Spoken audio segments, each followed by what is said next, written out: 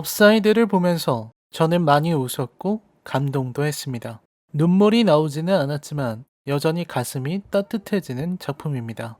벅차오르는 감동, 따뜻하고 선한 영화, 마치 그린북을 떠올리게 만드는 기분 좋은 착함이 영화에 가득 퍼져 있습니다. 그린북에 비하면야 훨씬 못한 작품이지만 그럼에도 업사이드는 감동적인 영화입니다. 가볍고 재미있고 감동까지 갖춘 영화. 좋은 코미디란 이런 것이죠.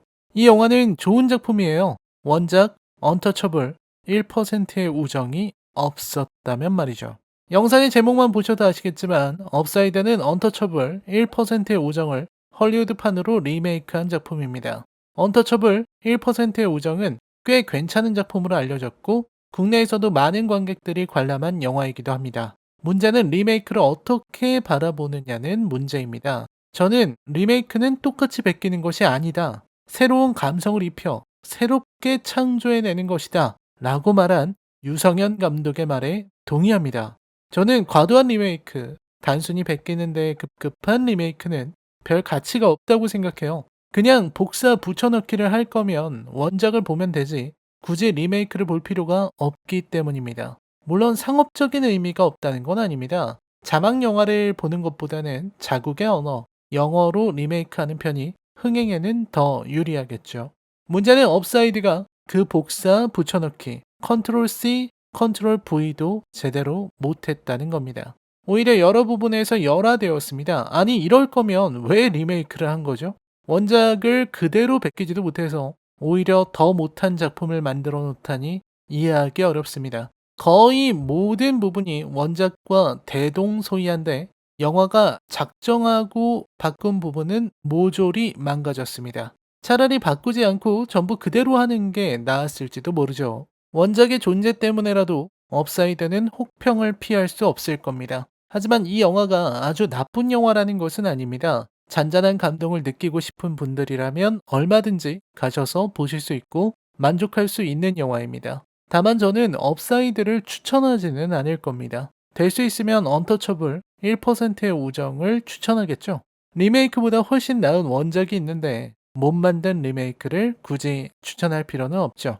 만약 여러분이 케빈 하트, 브라이언 크랜스톤, 니콜 키드먼의 팬이라면 예외겠지만요.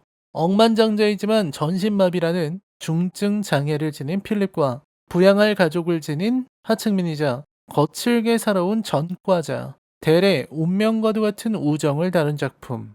여러 면에서 원작에는 미치지 못한 리메이크, 업사이드 리뷰입니다. 여러분, 이 앞으로는 치명적인 스포일러가 포함되어 있습니다. 감상에 주의하시길 바랍니다. 아울러 저는 철저한 비판의 목적으로 리뷰하고 있습니다. 그럼 리뷰 시작합니다. 업사이드는 영화의 시작부터 필립과 델의 질주를 보여줍니다. 이미 이 상황만으로도 관객들은 이 이야기가 대충 어떤 이야기인지 짐작할 수 있을 정도입니다. 그 정도로 업사이드는 뻔한 이야기죠. 물론 뻔한 이야기라고 해서 이야기의 감동이 줄어드는 것은 아닙니다. 영화의 주인공 필립은 자수성가한 억만장자입니다. 기업 컨설팅을 하는 사람이죠. 원작에서는 교수였는데 사소한 변화가 있었습니다. 업사이드는 원작 언터처블 1%의 우정에서 부자연스럽다고 생각하는 부분들을 조금씩 바꿔주었습니다. 원작에서는 이민자였던 드리스, 동생들과 살던 그가 업사이드에서는 대리되면서 아내와 아들이 있는 전과자로 바뀌었습니다. 보다 미국의 현실에 맞춘 리메이크라 평할 수 있는 대목입니다. 필립은 자신의 생활을 보조해줄 생활보조인을 채용하고자 면접을 보고 있었습니다. 그때 마침 구직 활동을 하고 있던 델이 나타나 필립과 만나게 되죠. 이 우연한 만남은 필립에게는 놀라운 변화를 일으키게 만듭니다. 업사이드의 필립은 원작과는 미묘하게 다른 모습을 보입니다. 특히 감정적이다 못해 예민하고 신경질적인 면을 많이 보여주는 부분은 캐릭터의 깊이를 망치고 있다는 느낌도 주죠. 아무튼 필립은 무슨 바람이 들었는지 델을 고용했어요. 이 시기 필립이 델을 고용한 이유를 영화는 설명하지 않습니다. 필립이 델의 말처럼 이본을 곤란하게 만들기 위해서 델을 고용한 것인지 아니면 필립의 장애를 대수롭지 않게 생각하는 델의 태도에 마음이 동한 것인지 명확하지 않습니다. 영화는 후자라고 말하고 있죠. 면접을 보는 다른 사람들은 대부분 필립의 위대함을 칭송하느라 바쁘고 또 장애는 극복 가능하다면서 듣기 좋은 말만 감언이설만을 쏟아내고 있었거든요. 반면 델은 장애고 뭐고 아들 데리러 가야 하니까 빨리 끝내달라고 말할 따름이었죠. 그 솔직함이 그리고 필립이 집필한 수평적 사고처럼 만사를 수평적으로 생각하는 델의 행동이 그의 마음을 흔든 것일 겁니다. 영화는 예상대로의 흐름을 보입니다. 델은 실수하지만 간병인 역할을 점점 익혀나가고 간병인으로 고용되기 전에 그 집에서 책을 한 권 훔쳤습니다. 미국답게 마크 트웨인이죠. 허클베리 핀의 모험입니다. 델은 그 책을 아들에게 생일 선물로 줍니다.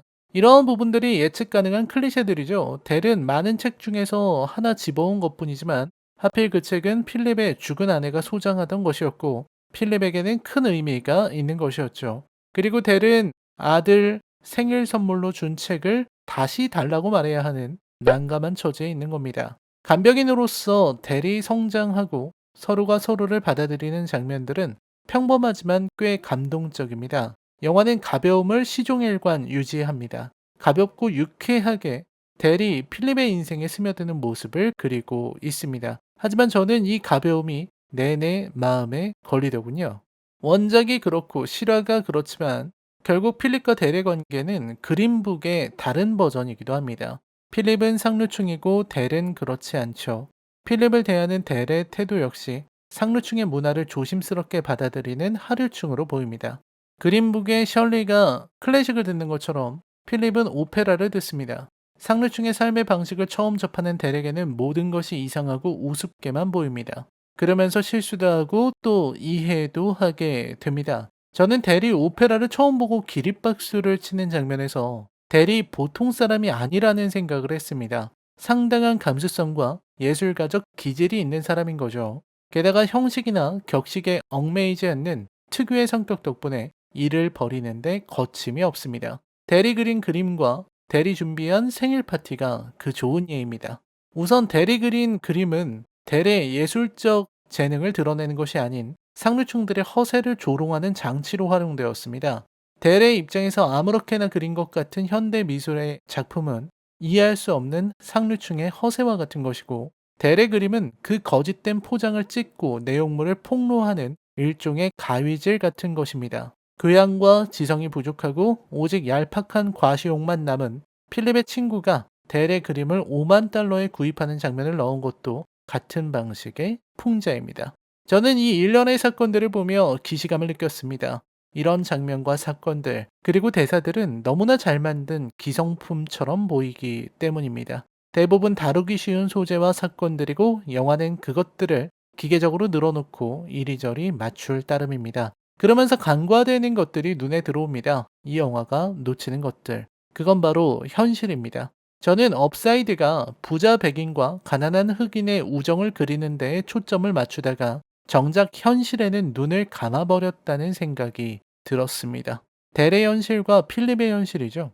우선 델의 현실은 찢어질 듯한 가난입니다. 하지만 델은 결국 그 가난을 극복해요. 가난을 극복한 것은 어디까지나 필립의 돈입니다. 그리고 아까 판 그림에서 나온 5만 달러죠. 그 5만 달러로 델은 집도 좋은 곳으로 얻고 작은 사업체도 설립해서 사장이 됩니다. 이쯤 되면 이 영화가 현실을 기만하고 있는 것이 아닌가 하는 생각이 듭니다.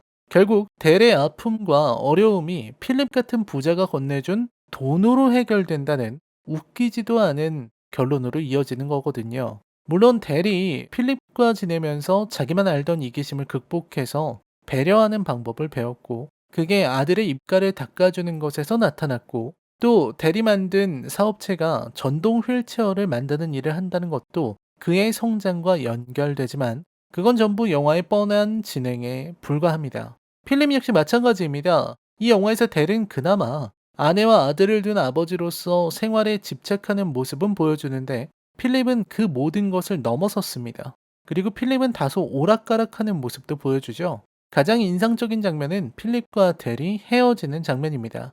필립은 동고동락한 델, 그토록 좋아하던 델에게 화를 내며 나가라고 하는데 델더러 나가라고 하는 그 이유가 단순히 삐져서입니다.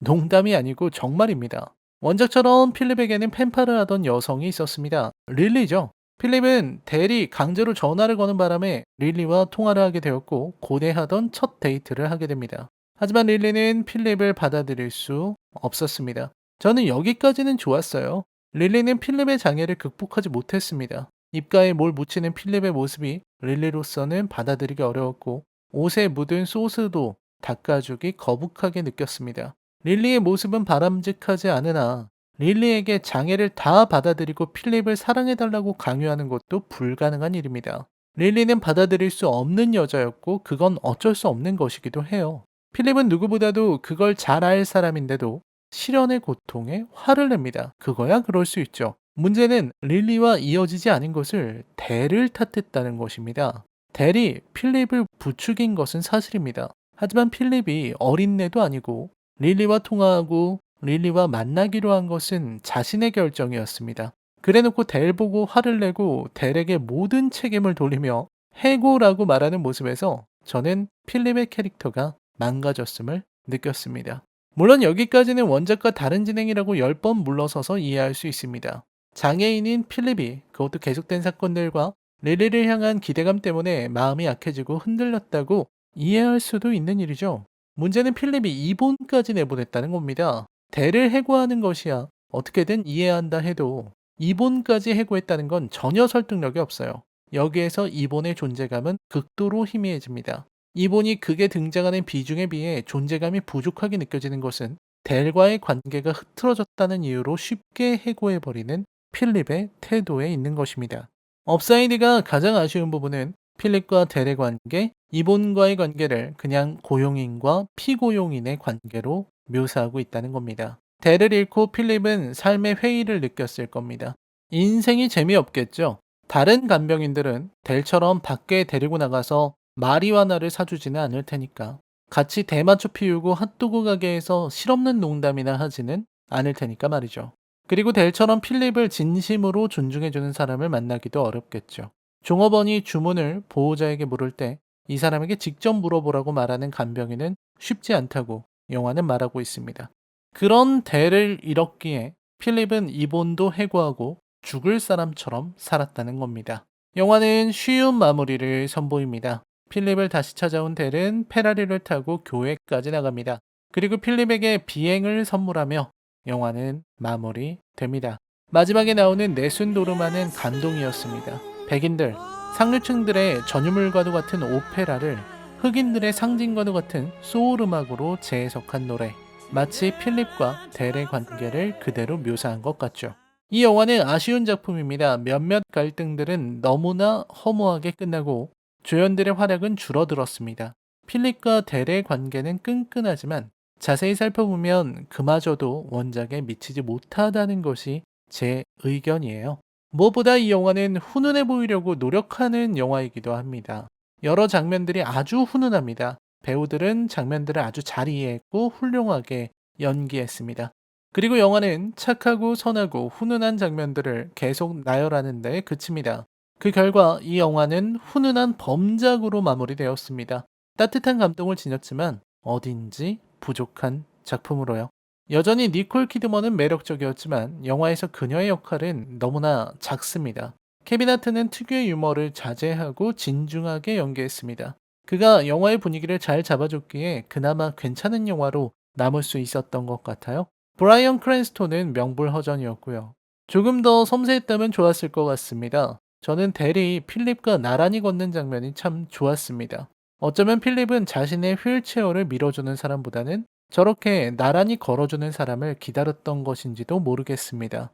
전신마비 장애인이라고 해서 연애를 하지 말란 법은 없고 당연히 다뤄야 한다고 생각하지만 그게 매춘부들을 동원하는 장면이라는 건 의문이 듭니다. 매춘부가 아니더라도 필립의 귀를 만져줄 수 있다는 걸 보여주는 건 어땠을까요? 또 필립과 델의 우정이 돈과 고용에 의한 것이 아니라 보다 더 나은 서로를 향한 이해가 바탕이 되었다면 어땠을까 하는 아쉬움이 듭니다. 델은 언제나 필립이 원하는 걸 알고 있지만 필립은 언제나 델을 이해하려고 하지 않습니다. 그 일방적인 관계 설정이야말로 이 영화 최대의 약점이라고 저는 생각합니다. 원작을 고려하지 않는다면 충분히 감동받을 수 있는 작품. 여러 면에서 원작에 미치지 못한 리메이크.